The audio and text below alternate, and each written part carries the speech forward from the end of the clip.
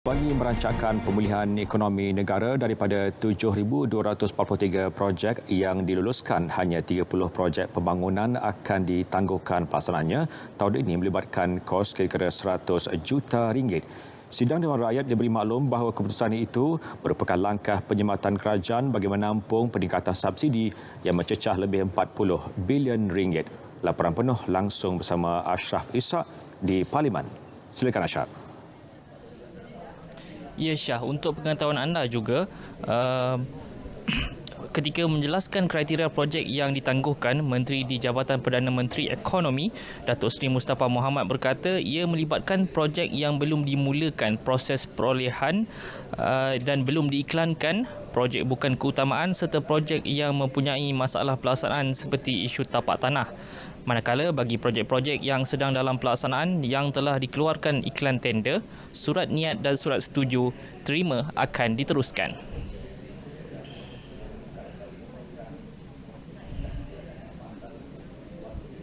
Pihak Unit Perancangan Ekonomi, Kementerian Kewangan, Unit Penyelarasan Pelaksanaan JPM dan Jabatan Kerja Raya sedang mengadakan sesi lebar urus dengan semua kementerian dan jabatan sebelum keputusan muktamad mengenai projek-projek yang akan ditangguhkan dilaksanakan oleh kerajaan. Kerajaan akan memastikan langkah-langkah penjimatan yang akan dilaksanakan berikutan surat keliling bertarikh 14 Julai lalu tidak akan menjejaskan usaha pemulihan ekonomi negara serta kesejahteraan rakyat. Jawapan merujuk soalan yang dikemukakan Ahli Parlimen Lembah Pantai Ahmad Fahmi Muhammad Fazil pada waktu pertanyaan Menteri. Secara keseluruhan 7,243 projek pembangunan dengan jumlah peruntukan 75.6 bilion ringgit telah diluluskan untuk dilaksanakan tahun ini. Kerajaan bersetuju untuk membenarkan lanjutan masa EOT, pelepasan bon serta wang jaminan untuk projek pembangunan yang telah siap lebih 60%. Timbalan Menteri Kerja Raya Datuk Arthur Joseph Kurup menjelaskan ia merupakan tambahan pelaksanaan syarat perubahan harga VOP yang membantu kontraktor tempatan. Termasuk juga lanjutan pelaksanaan VOP ini sehingga ke Jun tahun hadapan. Dan untuk maklumat ahli-ahli yang berhormat juga, terdapat dua lagi tambahan inisiatif dalam VOP yang baru ini. Yang pertama, kita juga akan membenarkan lanjutan masa ataupun EOT extension of time sehingga 6 bulan untuk projek yang telah mencapai lebih 60% kemajuan kerja, dan juga kita boleh bagi pelepasan bon pelaksanaan dan juga wang jaminan untuk projek yang juga telah melebihi ataupun mencapai 60% kemajuan siap. Sekian. Soalan dikemukakan Wakil Lumut Datuk Dr. Muhammad Hatta Ahmad Ramli. Perdana Menteri sebelum ini mengumumkan 11 lagi bahan binaan dalam pelaksanaan syarat perubahan harga VOP bagi membantu kontraktor yang berdepan kenaikan harga barangan binaan selain memastikan projek siap tepat. Lebih 50 penyelidikan dan pembangunan R&D telah dijalankan Lembaga Minyak Sawit Malaysia MPOB setakat ini bagi meningkatkan produktiviti sektor peladangan sawit sekaligus mengurangkan kebergantungan tenaga kerja asing. Timbalan Menteri Perusahaan dan Peladangan Komuniti 2, Datuk Willy Mongin berkata, mesin pemotongan kuasa elektrik turut diperkenalkan untuk meningkatkan produktiviti sehingga 30% berbanding tenaga manual.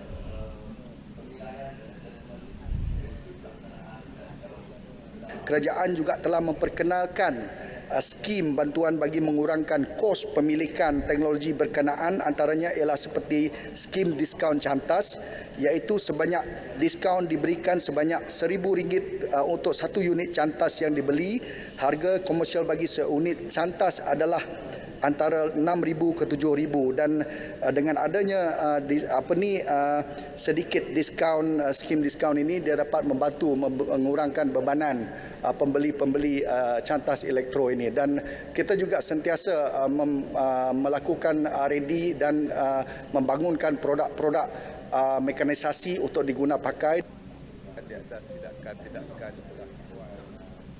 Menjawab soalan tambahan Ahli Parlimen Bersut Tan Sri Idris Jusoh ketika sesi soal lisan, beliau turut menjelaskan antara mesin yang diperkenalkan bagi meningkatkan kecekapan sektor peladangan, mesin menuai sawit cantas, mesin angkut buah tandan segar dan mesin penyembuh hybrid. Ahli Yang Berhormat turut diberitahu tabung haji akan terus memberi kesedaran kepada orang ramai mengenai risiko tawaran visa furada oleh syarikat tidak berlesen. Menteri di Jabatan Perdana Menteri Hal Ehwal Agama Datuk Idris Ahmad menyatakan komitmen itu bagi mengelakkan kes penipuan visa yang kerap berlaku setiap tahun.